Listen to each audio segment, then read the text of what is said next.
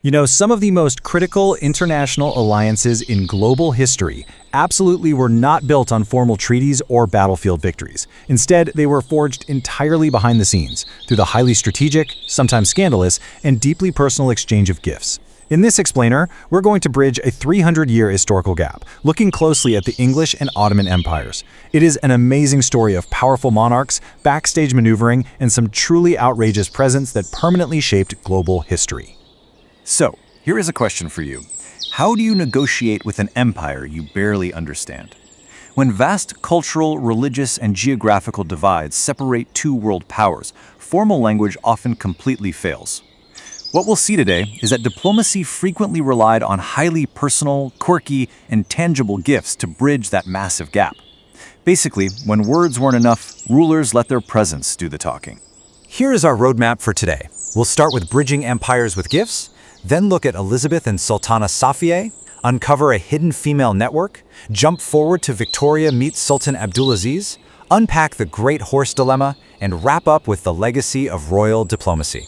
Let's jump right in. Part 1. Bridging Empires with Gifts, the Power of Tangible Diplomacy. Okay, let's dive into this. Diplomacy isn't just about abstract negotiations. It is fundamentally about physical stuff. Take the 1590s. The Elizabethan approach back then was, well, essentially born out of pure desperation.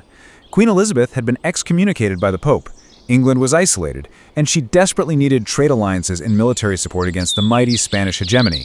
She needed the Ottomans. Now contrast that with the 1860s, where the Victorian approach was vastly different.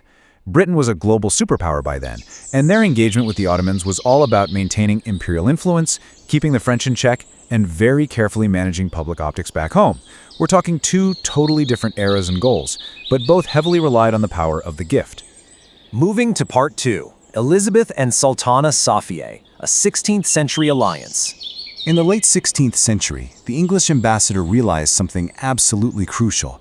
To get the Ottoman Sultan's military and trade support, they needed to bypass the traditional male advisors entirely and reach Sultana Safiye, the second most powerful woman in the empire. To win Safiye's favor, Elizabeth authorized some truly unprecedented gifts. Get this, she sent a jewel-encrusted portrait of herself, which was likely the very first time her image was sent to the Islamic East, establishing a deeply personal face-to-face connection. She also sent an astronomically expensive golden coach, which Safiye brazenly drove around Constantinople, causing a massive scandal. In return, Safiye sent Elizabeth ornate Ottoman attire, so the English queen could literally wear a piece of her friend's court. They even traded intimate items like distilled English face waters and hand oils. I mean, this wasn't just statecraft. It was a highly personal, deeply connected female friendship bridging two entirely different worlds. Which leads us to Part 3, a hidden female network, bypassing the men. So how did they actually pull this off? This unique friendship relied on what's known as a Kyra.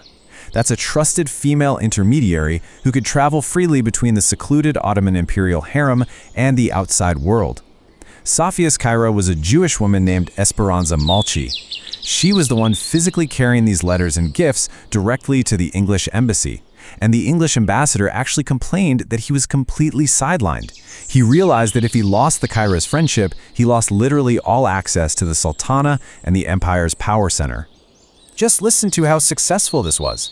Safiye wrote directly back to Elizabeth, saying, "If she will never cease from sending such letters which foster the increase of sincerity and love, I shall endeavor for her aims." That is an incredible promise of diplomatic and economic backing, but notice how it's framed entirely in the language of female friendship, sincerity, and love. It's brilliant. And the Kyra, Esperanza Malchi, was just as bold in leveraging this female bond. She wrote directly to Queen Elizabeth to ask for those cosmetics we mentioned earlier, stating, "On account of your Majesty's being a woman, I can without embarrassment employ you with this notice." She explicitly used gender to shut out the male ambassadors. She even asked the Queen to send the goods directly by her own hand, ensuring the men were entirely excluded from the transaction. It became this exclusive transcultural female circuit of exchange.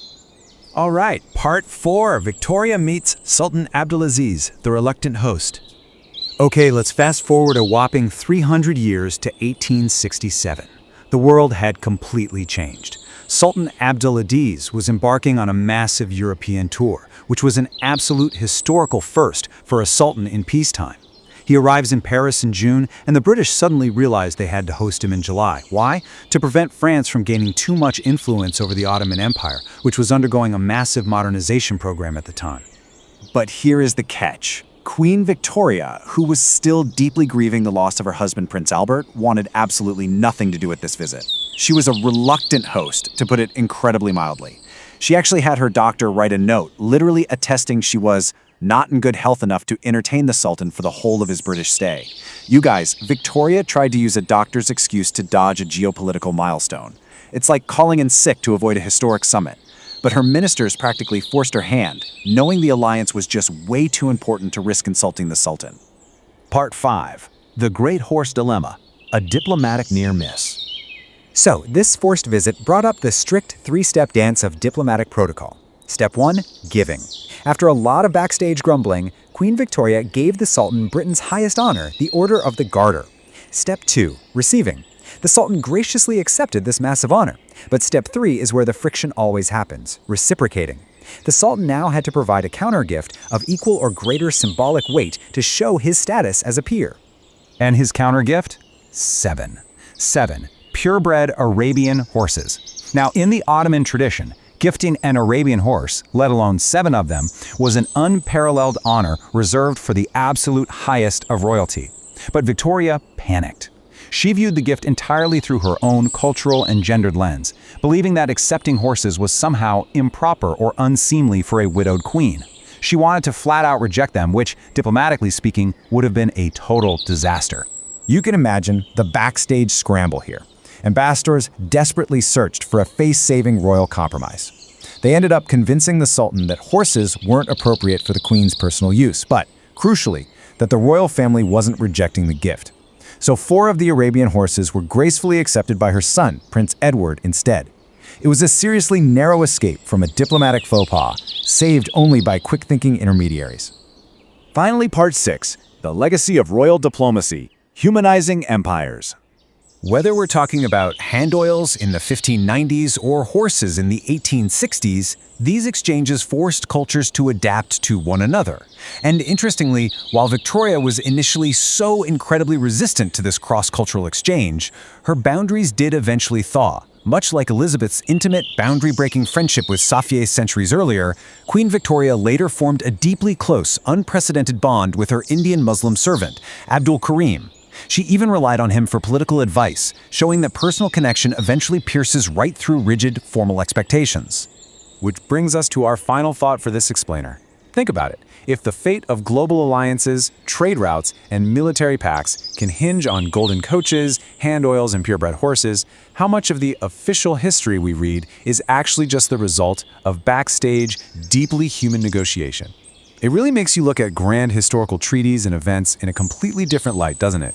Thank you so much for joining me today as we explored the fascinating world of tangible diplomacy. I really hope you walk away with a whole new perspective on how history is truly made.